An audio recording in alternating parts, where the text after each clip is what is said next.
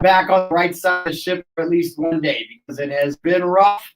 We had the opportunity to hang out a little bit the other night after the home opener. That did not go the way we wanted it to. They have not exactly gotten out of the gates the way that we need them to. 2-3, early in the season. Anything can happen, but they definitely need to pick it up a little bit. Yeah, guess who was today's hero?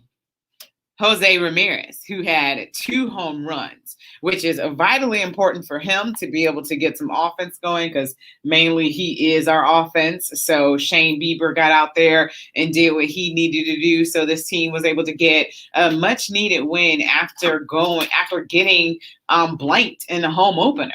There's a lot of excitement for that. No fans, in the stadium for over a year. So, everybody's ready to go. Unfortunately, John Adams could not be there because he had heart surgery. So you had John Carney from the Black Keys in the audience doing the drum. You had everybody excited, for baseball to be back in Cleveland, to be able to be in the facility, in the audience. And, they got blanked. Unfortunately, Logan Allen, gave up a home run to Whit Merrifield. And, he was able to right the ship after that. But it was kind of over from there. So super excited that this team was able to do something offensively. One of the things that Tito talked about was just being able to string together some hits and get some offensive output. But, it just makes you realize, even though we don't have Frankie here anymore, yes, we do have Jose Ramirez, who, has been a shining star on this team. So what are your thoughts about, Jose and what he means to this franchise? Well, that's the one we got left, right? Every great team has to have, an MVP caliber player, and we have one. I think sometimes, with somebody as charismatic as Frankie Lindor, and somebody who is a media darling like Frankie Lindor, it's easy to forget about some other guys. Jose has had his time in the sun with us, too.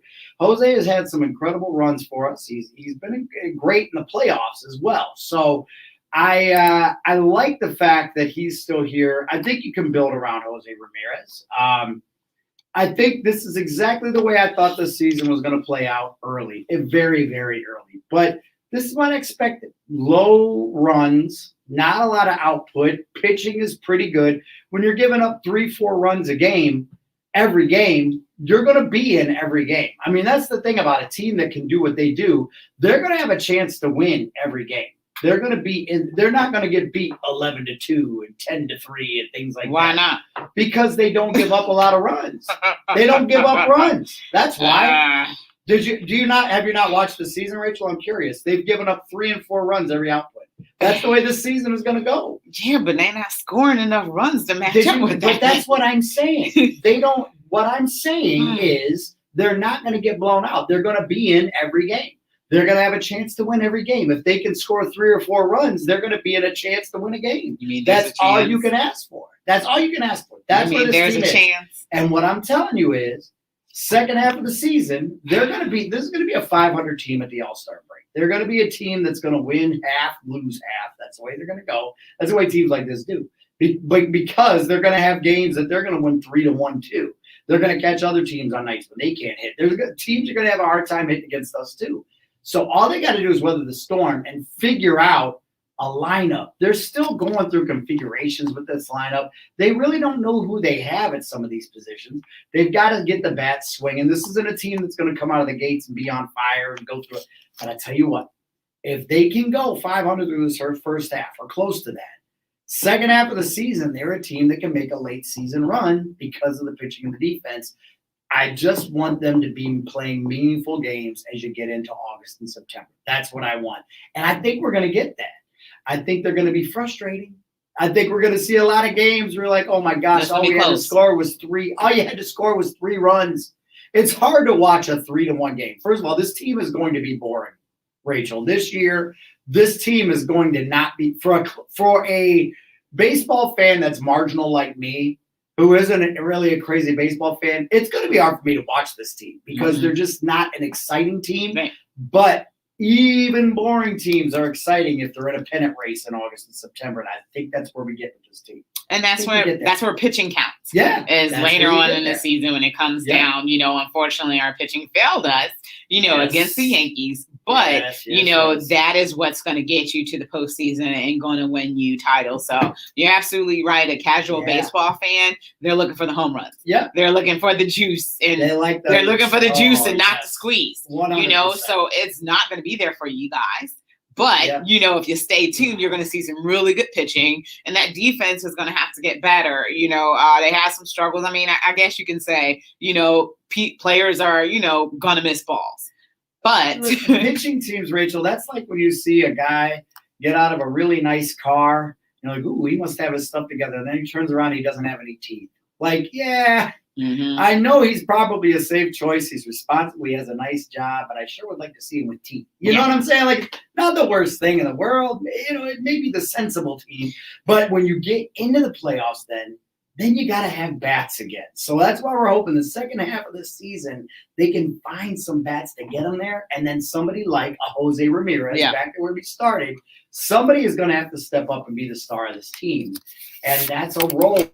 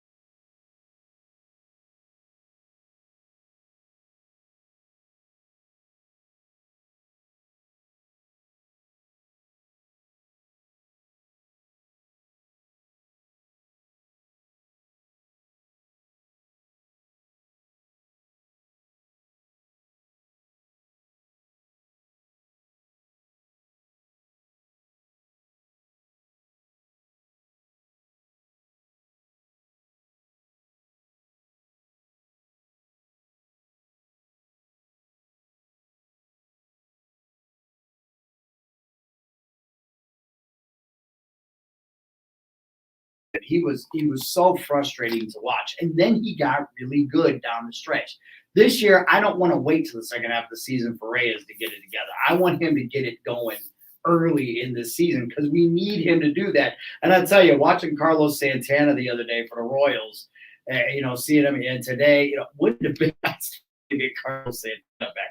He was playing good first base, too. He looked good in the field the other day. Had a nice stop and threw a double play to break up that rally the Indians had late on Monday. Yeah. Man, just a guy like that, if we could have a good second or third, who's second? For Jose, if he's our offensive MVP and the guy we're going to rely on, then who's the next guy? Who's the number 2 guy on this team? I mean, that's maybe Rosario, Cesar Hernandez, maybe then Franmil Reyes. Rosario's look good in the field too. Yeah, and that's what we needed because the outfield it was questionable last year. It was terrible. Delano DeShields. Oh man. There was one game I was watching. I'm like, why is this cat out here, man? He might as well just threw his glove at the ball. They thought it was his dad. Oh my God. I tell you, that's what I'm saying though. This team, pitching and fielding, they have what it takes to be good, make it competitive. They're going to be frustrating. They're going to have those seasons where they're going to win some, they're going to lose some, and then hopefully they turn a corner. It can go either way. They can win some, lose some, go through the first half of the season kind of 50-50, and then the second half of the season they can fall apart too because of that pitching. If somebody goes down, if a pitcher goes down, it could go the other way. So they've got to stay healthy with a team like this. They've got to keep that rotation healthy, but they've got to find somebody else to help out with it. Yeah, and we're the season is young, and that person will emerge. Yeah. I don't know when, I don't know how. I would hope that. I mean, and that's the thing. Like nobody really wants to say we're rebuilding. Oh, and that's the thing. Everybody hates the R word, but look at where we're at. But you hope that this team can salvage something. Out of what they have, because let's be honest, we don't really have anything. We have to keep it 100% real, and that's that. But before, wanted to get your opinion on Major League Baseball. We talked about this the other day. Major League Baseball moved the All-Star game out of Atlanta. What are Yeah. your thoughts about that? I'm glad to see Major League Baseball taking a stance. They're not alone in this. There's a lot of big companies, Delta, Coca-Cola, among the big names, that are taking a stance and a hard line against what's going on in Georgia. I do feel bad. I saw the mayor the other day of Atlanta, and yeah, she's great, man. And she was saying, I'm glad to see these companies taking a stand for social justice. It does suck for Atlanta. There's a lot of people in Atlanta that have worked hard to make these things happen. There's a lot of people in Atlanta that are dependent on the money that's going to come from those events that they're going to miss out on. And it's too bad that a decision made by the state affects the city, because the city of Atlanta has been progressive, and the city of Atlanta showed out last year, and did its thing. And the city of Atlanta then is also one of the city of Atlanta is why everything's changing, because the city of Atlanta had grassroots efforts to get voters to the polls and to take advantage of the system the way it was designed to work. Mm-hmm. And when that worked, now the state of Georgia, the rest of the state, is coming in and they're very angry about it. And now Atlanta, unfortunately, has to suffer behind that, which stinks. That's too bad for Atlanta, because they have a great thing going there. And they were in a position to really capitalize on some great things. But you know what? It's time. It's time for these big companies and the different organizations and leagues to step up and say, we're not doing it. The NBA has done a pretty good job with social justice overall. They've been vocal. Yeah. They've let their players take a stand. They've backed it up with money. Major League Baseball doesn't have as many black players as the NBA does. Less than 10%. Yep. So for them to take a stand like proud. that, for them to take a stand like that, and I guarantee you that Major League Baseball will not want to make that. Major League Baseball will not want to make this about race publicly, but everyone knows that at the end of the day, this is a race issue. Behind it all, this is about race and economics second, but race first. And Major League Baseball, I don't know if they're ready to come out and say that, but by moving it, they've made a statement, and I'm fine with that. They did the right thing. Right, because also you have Latino voters who these discrimination laws affect them too, and they are major consumers of baseball as well. Absolutely. The Masters is going on this weekend. I knew they weren't going to pull out. Too white. No. Yeah, the Masters isn't ready to do that. The Masters, I will say this, the Masters is a little bit of a different situation because it's always at the same place and it's every year. So there's other golf courses around the country. But it's not like they're pulling out for 1 year. And it would be pretty tough to convince all white PGA and Masters to say, pull out forever out of Augusta. For black, do it for black people. Yeah, that's a big ass. If it was just one time, like if it was Akron and they were just popping off in Firestone for a year, they might be able to convince them. For them to leave Augusta, Georgia, which by the way looks like a plantation. I mean, it gives you that vibe when you see it on TV. For them to pull out of that now, it would take something pretty major for them to pull out of the mess. If I see one person on a horse around Augusta, I'm running the other way. One guy dressed like Colonel Sanders, you gotta go. You can't beat it. Yeah, that would be a pretty big ask. I didn't anticipate that was going to change, but kudos to the league. I do feel bad for Georgia. So now what I'd like to see is somehow Major League Baseball to reinvest in Atlanta specifically. What's something and I don't know what the answer is. Mm-hmm. I don't know whether it's something they work out with the Braves or the community thing. Well, yeah, but what I'm saying is the economy of Atlanta is going to suffer. I'd love for them to somehow get with Coca-Cola, get with Delta, give some money back to Atlanta that can help some causes in Atlanta that are going to spend the money appropriately and make some change that doesn't benefit the whole state of Georgia specifically. I don't know. I hope that they find some ways to get some money back into Atlanta. I hate that Atlanta has to suffer after everything they did to, have to bear the brunt of what's going on for the rest of the state. I would like to see them get some help. Sometimes people only understand money, and that's how you get their attention. 100%. So we are going to take a quick break. We're going to be right back. This is Her in the Huddle on WOVU and 95.9 FM. We'll be right back. WOVU and the Alcohol, Drug Addiction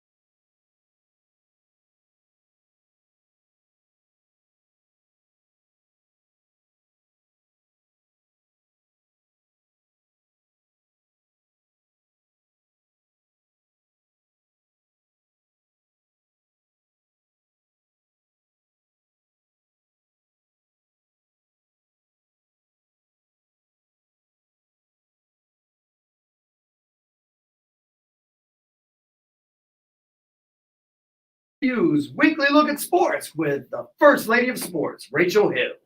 All right, so Sugar Booger, man, I gotta, sometimes we go over something when you come back, and I want to get your opinion about the NCAA title game that we got a chance to watch together. Gosh. What are your thoughts about that? I want to step back because I haven't had to talk to you yet even about the UCLA Gonzaga game. So that is the first sporting event that I've actually been inside. Wasn't full capacity, but a relatively full local establishment, where there were people at every table and people were there to watch the game. And that was the first time I've had that experience of watching something like a buzzer beater in the Final Four with people in a long time. And it was awesome. People that never watched sports ever grasped how cool it was watching the end of that game at the overtime and then watching Gonzaga hit that shot. They went crazy. With that being said, people in Gonzaga went crazy too until the finals came. And then the craziness came to a screeching halt. And, Gonzaga, let's not get it twisted. That was a special team. They were undefeated to that point. And to make it that far into a season with today's competitive environment and be undefeated is hard in and of itself. So you can't take anything away from that Gonzaga team. But as great as Gonzaga has done with recruiting, and I've said this before, they are like a 90s Duke type of team that does it fundamentally sound. They're not necessarily the flashiest all the time. They run a great offense. They have very smart players that can run a scheme. But as great as they've been with recruiting, it came down to the fact that Baylor had athletes and gamers. And Baylor came out in the first quarter of that game and immediately started shooting threes, which, as you brought up last week, they're the number one three-point shooting team in the country. They came out acting like it. They've got one of the top scoring offenses in the country. They came out and acted like it. And they came out and said, I don't know who told Gonzaga they are the best team, but we're going to go ahead and book you in this game. And they came out and played like they knew they were the best team. They played like they knew every shot was going to go in. They played like they knew Gonzaga couldn't get to the boards. They just came out and dominated that game. And even when the referees decided to make it close and call some things Baylor's way, Gonzaga could not close that gap. And Baylor they were too. And when Baylor went against Houston in the Final Four and were so much more athletic than Houston, who, by the way, is a very athletic team, when Baylor came out and was so much more athletic than them, I knew Gonzaga was going to have issues, man. They just didn't have the horses. Well, I looked down. I was, for the longest, I was trying to find something to eat. But initially, when I looked down at the menu and I glanced back up, it was 11-1. Right. And I almost wanted to ask you, do I need to put my glasses on? Am I really reading that? Is it 11-11? Am I missing something? Am my eyesight blurry? But it was just from wire to wire. And, we talked about this that night, and I talked about it yesterday, that I think Gonzaga was tanked out from Saturday night. I think that had something to do with it potentially. I think there's two elements at play there. College kids that young, I don't believe in the tanked out thing. I know, but man, it's a pandemic. They had that shot last, no family there. That only goes for so long with me. I think emotionally maybe a little bit drained. Yeah. But when you're an undefeated team playing for the championship, I don't think it takes long for that energy to come back. And emotional and physical. Energy was the problem. Oh, God. Here go Chris I don't Styles. think energy was the problem. I think Gonzaga didn't have the athletes to play with Baylor. No, Gonzaga had athletes. And Baylor came out and just played with so much confidence and came out and they played their game, and Gonzaga didn't know how to play against the team that played that game. They didn't have it. And especially on the boards. Gonzaga is a great rebounding team. Yeah. And they're guys similar to 90s Duke, like I always compare them to. Yeah. They're guys that get position. They understand the basics of positioning. They get in play. 5-star players. They got 5-star, whatever. Everybody was 5-star on Duke, too. I don't believe in that. You got to. Well, I tell you what, take away 2 stars because they got ran out the gym. No, Jim Soap top. And Baylor had played tough teams in the tournament too. But also, Jim Soap top 5 pick in the NBA. Well, that's great. He did have a top 5 game the other night. Don't matter. He going to the league. Baylor pushed the pace too, I think, It's and not a Gonzaga discussion of who's wasn't comfortable with that either. It's not a discussion of who's going to the league. It's a discussion of who won that game. And in that game, they did not have the athletes to play They against do got Baylor. to It ask was a them. very- Baylor They played were- harder. Okay, they had the athletes that forgot to show up because they weren't as fast. They didn't forgot to jump as rebound. high, They forgot didn't to shoot shoot. as They well. jumped They as didn't high. rebound as They well. only had one Very offensive hard. rebound. Gonzaga had one Baylor offensive played offensive harder. rebound. My eye test tells me who's an athlete and who's not when they're Baylor against each played other. hard there. You got the intramurals versus Athletes, Baylor. athletes like tend to that. show up in national championship games. The No. dude with the 70 stash, I could not take him Them dudes seriously. all play together. Athletes tend to show up in games when they need to win. Yeah, hey man, it is what it is, and hats off to Baylor. But They played yeah, I harder. think Baylor made them play a tempo that they were not ready for, they were not comfortable with, Right. and Baker, not Baker, but they picked the pace and the flow, and they controlled the game, and that's what they needed to do to win. So yeah, I wonder now. Gonzaga has done such a great job of building that program. Self is a tremendous coach. There's no taking that away. And they had a great season. How many times can Gonzaga get there and not make it before they start to lose some of those recruits to other teams? Because they're one of those teams that built up and they got better and better and better, and their recruiting classes get better and better and better. But when you get that stigma that you're a program that doesn't take you there. I think with college recruiting, though, it's how many guys they do get to the pros. So I think we'll see how many guys make an impact from Gonzaga in the pros going forward. Like how many of those guys that got there have great careers in the pros, and then that plays into your recruiting process too. But at some point, you're one of those teams where it's like, and if Self leaves, if he doesn't coach there anymore, are they going to be able to get people into that program too? Have they built it up enough that Gonzaga is a name, even if they're a Final Four, an Elite Eight team, not a championship team? And can they sustain that if they lose their coach? It depends. I think it depends on, the future, because, all this stuff ebbs and flows, Yeah. So Gonzaga could go back to being, non-recognizable. We don't know. It just all depends on, Look at Butler after Brad Stevens left. Yeah, Midland team. So let me ask you this. Yes, sir. Speaking of coaches, under the radar in all of this, Roy Williams at Carolina announced his retirement. And Hubert Davis told us that he's proud to have a white wife in this press Bless conference. Hubert, I'm proud to be a white guy. I know we've had our lumps. Be proud of your white wife, Hubert. I don't know what that. Listen. Did you hear about that? And I don't know what the context I'm glad you was said of so. that question. I don't know what the context was with that He question. talked Was about there how something proud else? he was to be the first black head coach. I saw his And- answer. Okay, What led to that answer? I don't even Did they know. say? But why was Hubert- that even the answer? That's what I'm saying. I haven't seen the question that was asked, so I don't know if there was something textually where he said, Hubert, I know you're married to a white lady, but like, because that's what I said. Like, that is such a weird answer, no matter what. Has he talked to his wife? Like, baby, I know you're white. I know you're white. Listen, don't worry about it.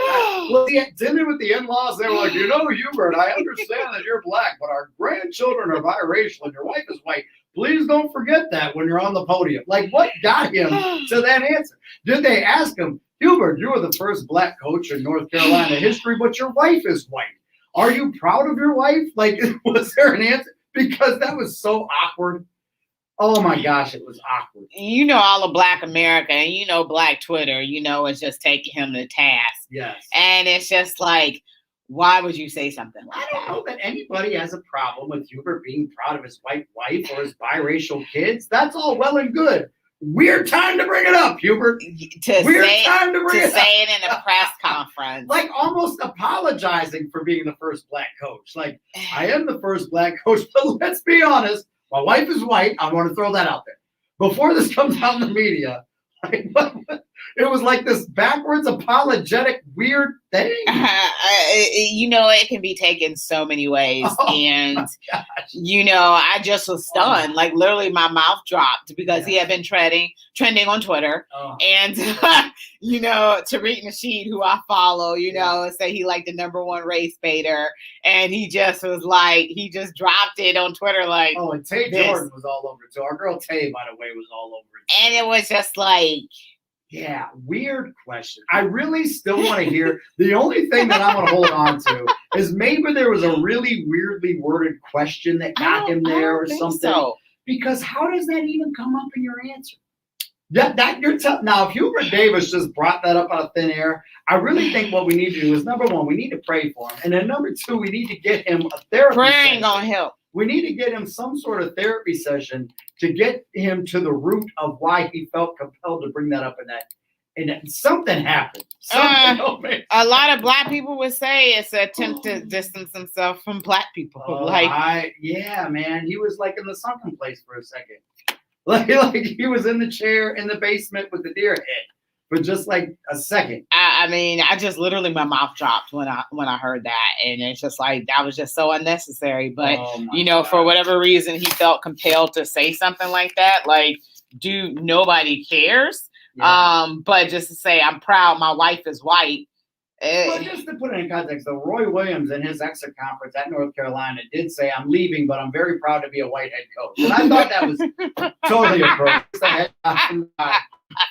Before we get our next Black person. Yeah, before we are a Black person, I say I'm very proud to have been a white coach. I mean, whatever. It's a weird. But back to Carolina, so without Roy Williams, what does that program do? Because he didn't exactly leave on a high note. They did have a better second half of their season and played well down the stretch. But where is that program now?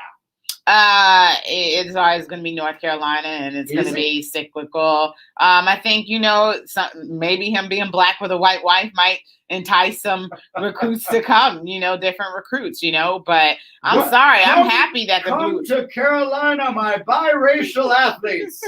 We are was that the calling card? Maybe he just really likes biracial kids. It was like, man, I want all the biracial kids to know, yes, I am Black. My wife is white. All are welcome. I just can't. I can't. That one, it's just the biggest head scratcher, weave scratcher, wig scratcher, whatever you want to, do. I don't know, but we're going to take a commercial break right quick. Not a commercial break, but a quick break. And you're listening. You come back and say, I am a host, but I'm proud that my co-host is white. We're going to get a lot of calls. I'm very proud that my co-host we're going to get some calls. I'm very proud. I'm very proud of that. So we'll be right back after this break. Her and the Huddle on WOVU 95.9 FM. WOVU has brought you 3 exciting panels of the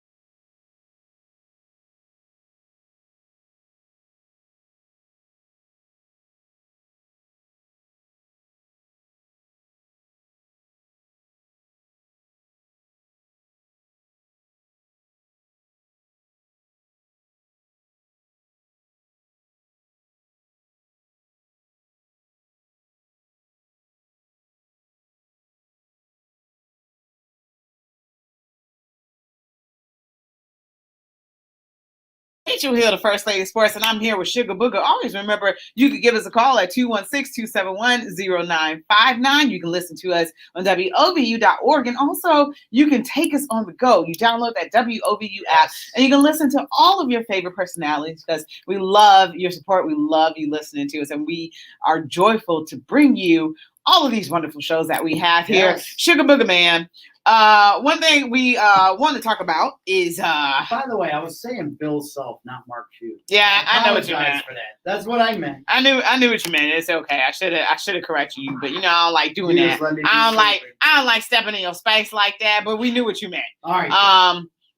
But Kansas did not make it, and I'm glad. No, No, Kansas didn't make it. Kentucky did. Kentucky didn't. Duke didn't, and North Carolina, and I'm so glad. I hate the Blue Bloods. I'm Me ready too. for other people to be in there, so I'm super excited about that. But when you say North Carolina is always going to be Carolina, I don't know that they are anymore. And I It's hope been a not. long time. I hope not.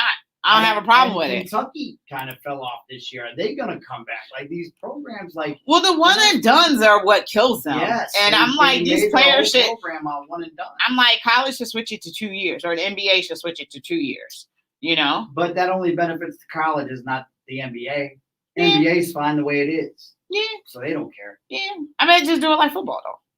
Why? You know? Who wins? I don't know. That was just the idea I It's had. all I didn't really about have a money. justification why. It's all about Sugar. money, and what's going to end up happening though is college. First of all, I think they're going to go back to where they don't have to go to college, and that's really the way it should be. If a kid doesn't want to go to college and they can go to the NBA, fine, let them make that decision. If they end up on the street somewhere because they made a dumb decision, that's on them. They're adults at 18. Let them do it. I think, and what you would see then is you would see good college programs come back and have teams that have guys going to college for 4 years and building up the game and playing as a team, and you'd have different I think that would lend itself to different teams being in there every year instead of just the same couple of teams. I think you start to see that come back if it was truly about college athletes, not against athletes that are forced to go to college that should be playing in the pros. It doesn't make any sense. If I am a great artist and I'm 18, but I draw masterpiece paintings and I want to go and just sell my paintings, I don't have to go get a college degree in art to be able to sell my wares. Mm-hmm. If a kid thinks he can do it, let the kid do it. The problem is the agents lead them astray, convince them that there's going to be money there that's not, on the outside chance that they can fill their pockets with this kid's money if he makes it. That's the bad guy in all of this. It's the agents and the people making money. It's the system that's the bad thing. I was like, are those like canes or something you got on your like? I was wondering what. This is my What my that's phone. what- Focus, Rachel. Focus. This is my selfie stick. I was like, what is he holding on to? I'm sorry. I was since you get up and moving around. I They feel like need me too. sometimes I could use it. But the system, that's a problem. You know, what if they allow football players to go straight to the NFL after high school? But here's the difference, though. Most football players know they couldn't do it because football, you have to put on a couple years of weight to get there. Most guys couldn't do it. There are some NBA players that can go right now and play, and we've seen people have success doing that. Yeah. So that's really now baseball players can go right to the minor leagues. Right. Ain't that They don't have to crazy? play anywhere.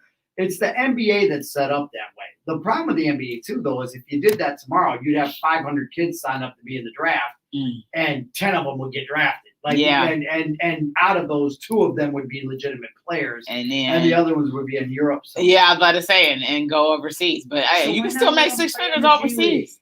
League? Then build Yeah. a developmental league for these kids. Yeah. But you still are you allowed to go right after high school, or do you have to wait? Okay. Yeah.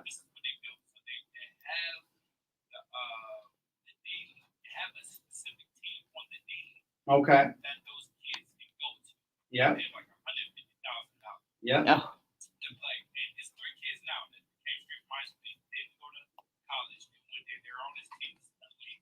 Yeah. Yeah.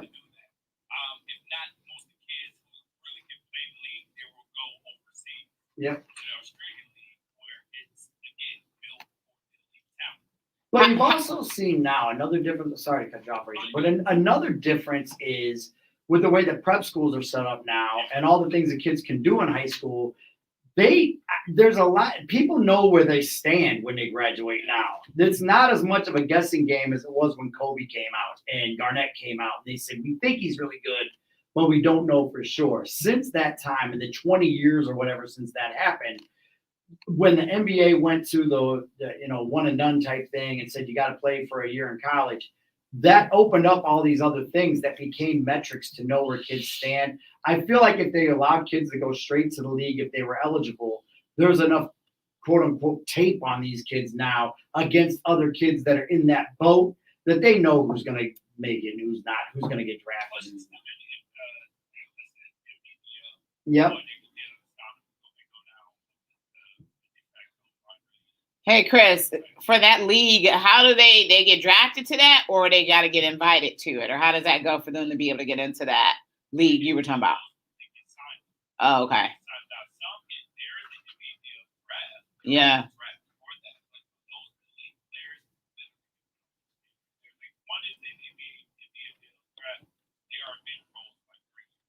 I think for a lot of players too, you look at like a guy like our guy Trey Lue that's playing overseas.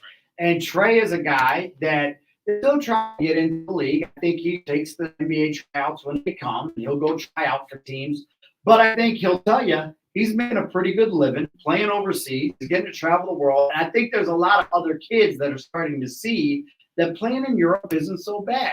Playing in some of these other places, it's kind of cool. And they could go to college for 4 years and maybe get out making 60 grand a year at a job, maybe if they're lucky. They can go right now and play out for 100 grand overseas. That's a pretty good life. More than 100 grand. And if they want to go back to college for classes, you can go back and do that if you want to, if you choose to. Everybody online now. Yeah, right. You can do you can do that while you're overseas playing. Exactly. Sign up for your college. Yeah.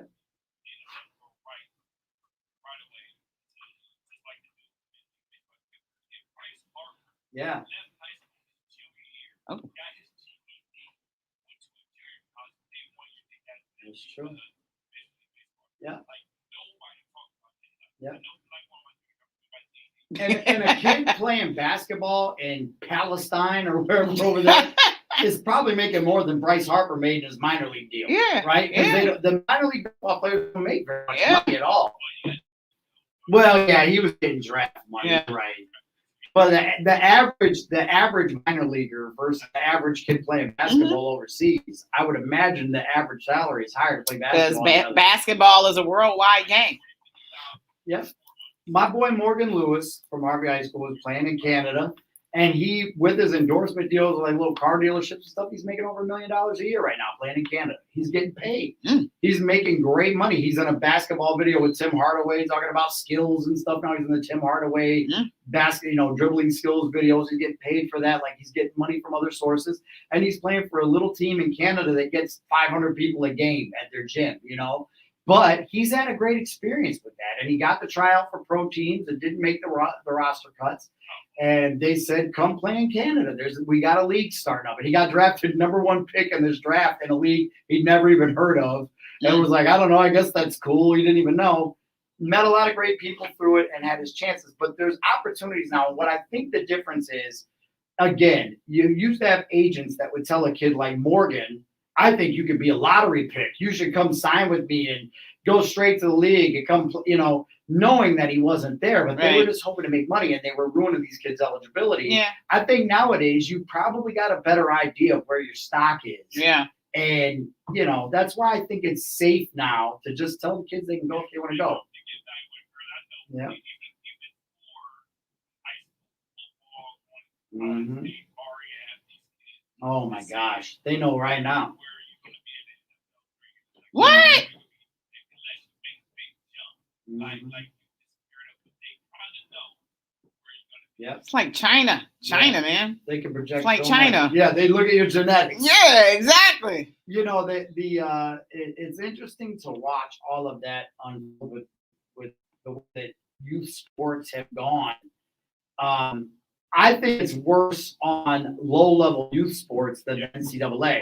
What it's ruining isn't college and high school. What it's ruining is actually peewee football and middle school football, where these kids think that they're going to be an NFL prospect, and then it goes another way, and they've invested their whole life in fifth grade into saying, I'm going to be an NFL prospect. And they don't know who they are anymore.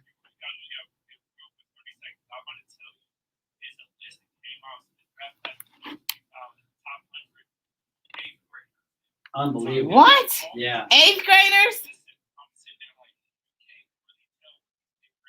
Yeah. Yeah, man. Are they gonna rate him in Pop Warner now?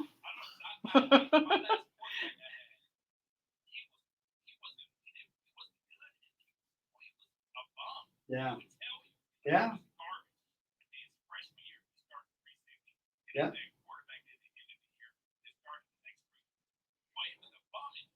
Well, what happens too with a kid? Like, for example, my brother wouldn't have been a pro prospect or anything, but when my brother was in 7th grade, he was 5'11", and they thought he was gonna grow up to be 6'4", 6'5", and it was like, oh my gosh, he's gonna. And then he never grew again. He was the tallest kid in his class, and then never grew another inch. He was 5'10", never got any taller than that. And it was like, well, maybe he's not going to be this stud athlete or whatever. Like these kids, you never know what's going to happen because they're young. I've got a kid that was in, I think he's going into his freshman year next year. But in 5th grade, he was getting contacted by Division I schools to talk about basketball. Hey, you should commit to us. At 10? In 5th grade, so he was 10, 11 years old. He was getting Division Come on, I we gotta let coaches. kids be kids, I'm talking about man. Division I coaches, like from real schools, calling his house when he was 5th grade. Hey, you should think about committing to our college. We'd love to have you in our class of 2025 or whatever it's going to be. That's what it's about, because these parents get so excited about it too, that the parents lose sight of what's important for their kids. They stop making decisions based on what really makes sense. The parents start seeing the dollar signs more than the kids. The kids just know they get to play on a traveling team. It's going to be lots of fun. The parents say, we're about to go get rich and our baby's going to be set. And here he goes. And that's what drives And we're going to be set. All right, we'll be right back. This is Her and Huddle, WOVU 95.9 FM. We'll be right back. We understand that COVID-19 has taken a toll on our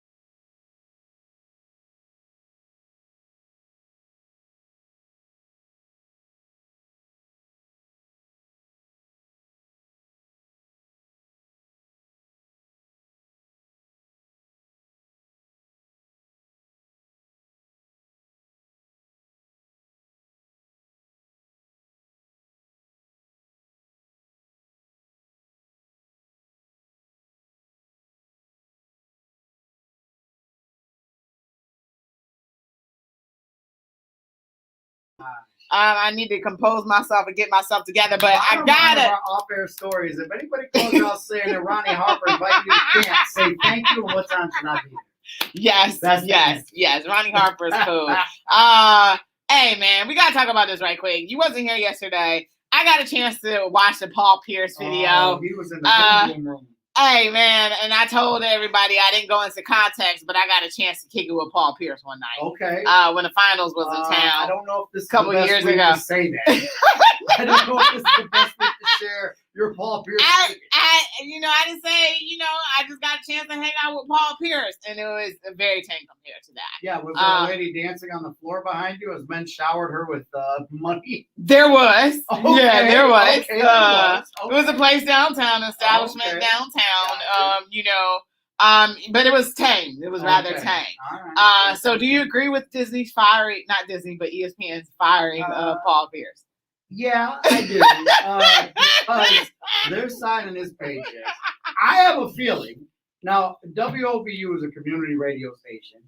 I have a feeling that if I got online one night and had a bunch of strippers and I was clearly inebriated and I made a ratchet video like that, I would at the very least get a call from Jay, the gospel kid, to say, do we need to have an intervention at the least? I think at some level. I think he just tell you don't come back. My headphones back in.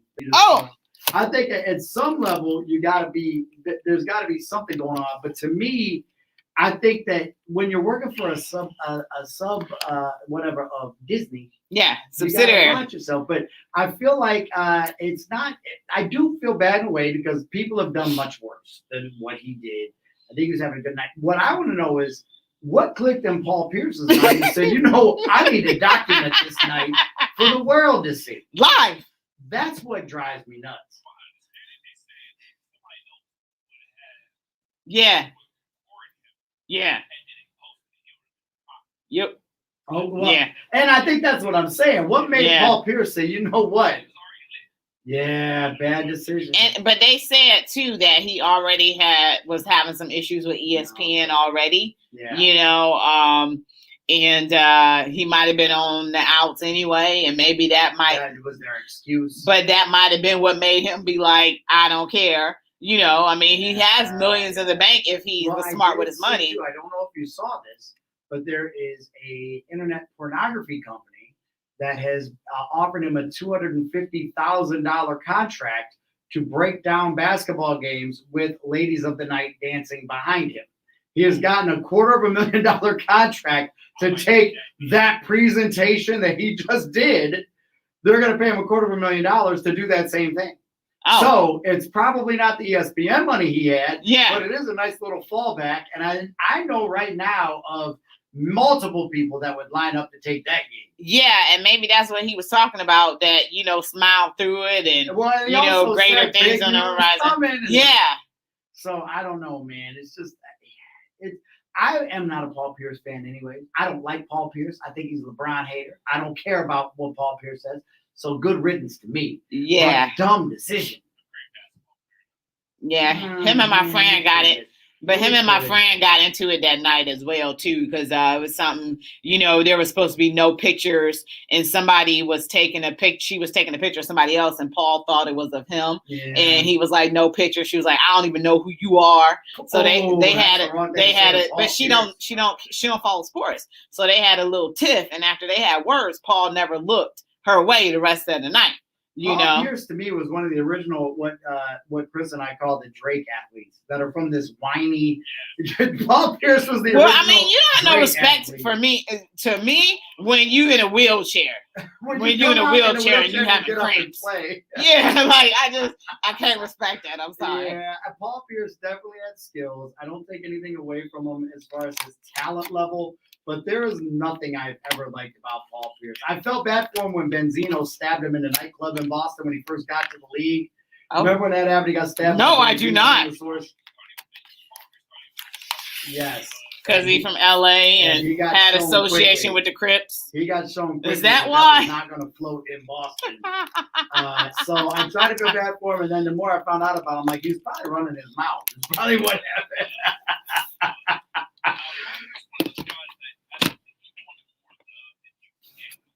and didn't understand it and said, nobody loves me. I'm going to cry about it all the time. Yes. They were all kind of that same time. Yeah. Yes.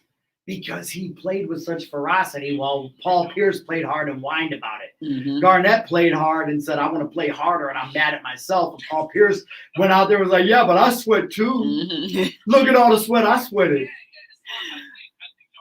Oh.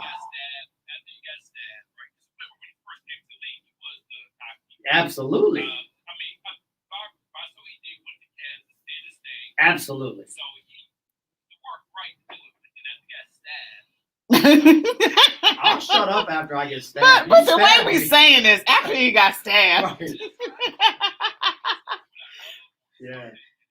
You stabbed me. once, BS I will before be the quiet. stabbing. AS after the stabbing. It's like Jesus. Yeah. Yeah. Yeah. Yeah.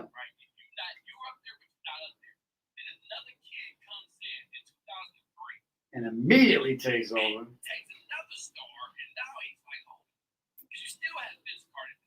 Yeah. Yes. Yes. Yeah.